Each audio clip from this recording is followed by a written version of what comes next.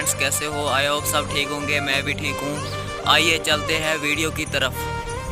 तो ये रही हमारी टाटा हिडेची एक्सावेटर।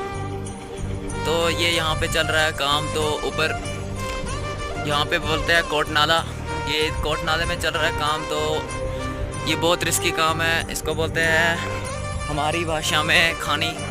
तो ये हम खानी में काम करें। तो ये मेरा उस्ताद अभी लगा है।